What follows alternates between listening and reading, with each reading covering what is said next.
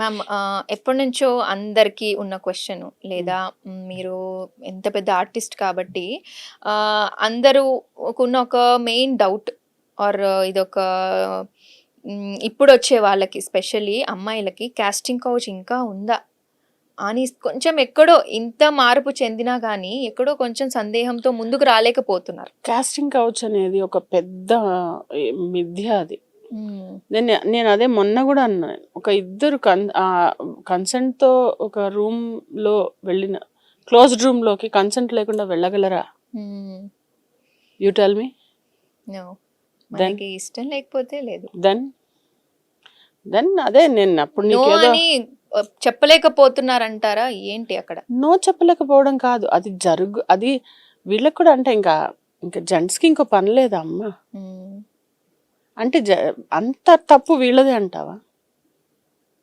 నాకు ఒక విషయం చెప్పు, వాళ్ళకి ఇంకో పని లేదా? వాళ్ళు క్రియేటివ్ ఫీల్డ్లో ఏదో వాళ్ళు పేరు తెచ్చుకుందామని వచ్చారు, ఈ పని చేయడానికి రాలేదు కదా. ఈ పని చేయాలంటే సినిమాకి వచ్చి చెయ్యాలా? అదే అందరికి ఒక పెద్ద అపోహ అయిపోయింది. అమ్మో లేదు, పీపుల్ ఉమెన్ అంటే ఇప్పుడు ఈ మాట అనకూడదు నేను, బట్ ఎలా ఉన్నారంటే it's like you see on the sets. నాకేమో కొంచెం ఇట్లా బ్లడ్ బాయిల్ అవుతా ఉంటుంది కొన్ని సీన్స్ చూస్తే, కానీ అనుకుంటా it's not your battle, it's not your ground. కానీ ఎందుకు మ్యామ్ మీరు అలా చూసినప్పుడు మీరు ఒక మాట చెప్పి ఆ సిచ్యువేషన్ ని కొంచెం సెటిల్ చేయడం కానీ మళ్ళీ జరగకుండా చూసుకోకుండా ఇలాంటివి మీరు చూసప్పుడు ఇందాక చెప్పారు, ఇలాంటివి కొన్ని చూసినప్పుడు బ్లడ్ బాయిల్ అయిపోతుంది. ఎందుకంటే నేను చెప్పేది ఏంటి, ఫ్లర్టిష్ గా మాటలు లబ్ధి కోసం, అంటే వాళ్ళ స్వలాభం కోసం అమ్మాయిలు మాట్లాడిచే కొన్ని చూస్తే నచ్చదు నాకు. కానీ it's none of my business, it's none of anybody's business, because she chose to speak that way. అట్లా మాట్లాడాలని అమ్మాయి అనుకుంది. ఇప్పుడు వెళ్ళి నేను ఏం చెప్పను, ఎందుకమ్మా అలా మాట్లాడావు, తల్లి తప్పు కదా అంటే అవతలకు బాగుని చెప్తుంది కాదా? కరెక్ట్. అవునా? మరి ఇప్పుడు నేను పేద రాసి పెద్దమ్మ వచ్చింది చెప్పడానికి నీకు, అంటే ఏదో అంటారు చూడు అది. సో అందుకని నేనేమి నా దగ్గరకు వచ్చి నాది ఏమన్నా ఉంటే తాట తీస్తా, అదే అస్సలు ఊరుకోని ఏదైనా తేడా వస్తే. ఫైర్ బ్రాండ్ అంటే నా అంత వస్తే అంతవరకు వచ్చింది అనుకో ధనా చెప్పేస్తా. మొన్న ఒక దానిలో సెట్లో ఫ్యాన్ లేకుండా ఎట్లా పని, ఇప్పుడు ఇది ఇంత కంఫర్టబుల్గా ఉంది, ఏసీ ఉంది, అసలు చాలా బాగుంది, నేనేమన్నా అంటున్నానా ఇంకా చేయండి, అదేంటి ఇది లేదా అది లేదా అంటే టాంట్రమ్స్ ఏం లేవు. Those are requirements. అవి కూడా లేకపోతే ఎలా పని చేయాలి అని క్వశ్చన్ చేస్తాను. నేను క్వశ్చన్ చేయడానికి వెనకాడను. When it comes to my right నేను 100% అడుగుతాను. మీ రియల్ లైఫ్ లో కూడా మీ స్వభావమే అంటే తప్పంటే తప్పు క్వశ్చన్ చేసే. నేను చేసిన తప్పే అని చెప్పాను కదా ఇందాక, నేను బ్లడీ ఫూల్ అని తిట్టుకుంటా అని చెప్పి. ఎందుకంటే మనం ఇంట్రోస్పెక్ట్ చేసుకోకపోతే లైఫ్లో చాలా అధోగతికి వెళ్తాం. అంటే విల్ బికమ్ నార్సిసిస్ట్. మీరు మీనింగ్ వెతకండి తర్వాత, నార్సిసిస్ట్ అంటే ఏంటి అనేది. మనం అది అవుతాం. మనం చాలా ఇప్పుడు ఒకసారి నార్సిసిస్ట్ అని దాని క్వాలిటీస్ చూస్తే ఆ ప్లేస్ లో చాలా ఒక పేరు వచ్చేస్తుంది మనకి. ఓ తను ఇలాగే చేస్తుంది కదా, లేకపోతే తను ఇలాగే చేస్తాడు కదా. అది చాలా వరకు రియలైజ్ కూడా అవ్వరు, వాళ్ళకే తెలియదు.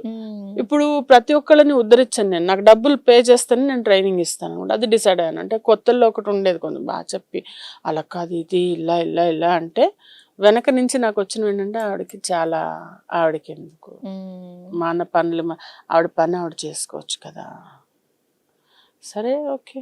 మీరు ఎప్పుడైనా ఇలాంటివి జరిగాయా మేము మీకు కాస్టింగ్ కౌచ్ అనను కానీ ఇలాంటి చెడు? ఒక 2-3 ఇన్సిడెంట్స్ నేను మొన్న ఇంతకు ముందు కూడా చెప్పాను. అది చాలా బిగినింగ్ లో మనకు తెలియనప్పుడు కొన్ని మిస్టేక్స్ అవుతాయి కదా, అలా జరిగాయి.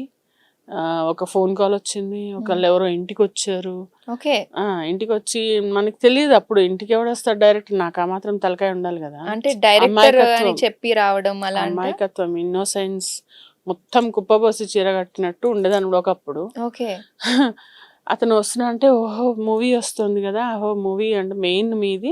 సో అంటే నేను అప్పుడు దిల్షునగర్లో ఉండేదాన్ని కదా, మళ్ళా ఇక్కడ దాకా రావాలా అని వస్తాను. సరే అండి అని మా మదర్, మా మేడ్ ఒక అమ్మాయి ఉండేది, నేను ఉన్నామన్నమాట.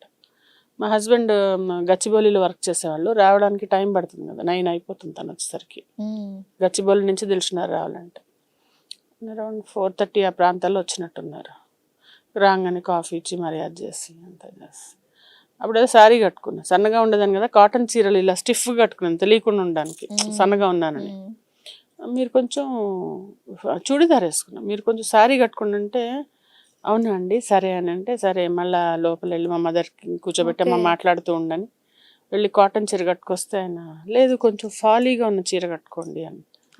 ఫాలీ చీరనా అంటే ఆడిషన్స్ అనుకుంటున్నారు. సింథటిక్ శారీ కట్టుకొని వస్తే కొంచెం శారీ అంటే అబ్బా అప్పుడు ఇన్స్టెంట్ గా నాకు అర్థమైంది ఇదే వీడెవడో ఉన్నాడు లేరా నువ్వు చెప్పు తీసుకుని కొడతా బయటకు అన్నారా మీరు? అన్నా 100% అన్న. అందుకే మిమ్మల్ని ఫైర్ బ్రాండ్ అంటారు. తప్పుంటే ఖచ్చితంగా నిలదీస్తారు కాదా. ఇప్పుడు ఎవరైనా నిన్నలా అంటే చెప్పాను ఆటోమేటిక్ గా వస్తుంది. ఇంకా నేను అసలు ఎంత ధైర్యం చూడండి వచ్చి నాకు దడ పుట్టిపోయింది. అసలు ఎవడా మనిషి తలుపు తాళం వేసి మనం ముగ్గురు ఆడల్లో ఉన్నాం ఏం చేసి ఉండేవాళ్ళం. అసలు ఎంత నన్ను నేను అనుకున్నా అసలు నీకు బుద్ధి ఉందా, నువ్వు అసలు ఏంటి ఆలోచించావా మీకు కూడా తెలియదు కదా అంటే అసలు ఒకసారి షాక్. అంటే మనము ఏం చేస్తామనేది తర్వాత ఏం జరిగి ఉండొచ్చు ఆలోచిస్తే వణికిపోయాం ఇట్లా.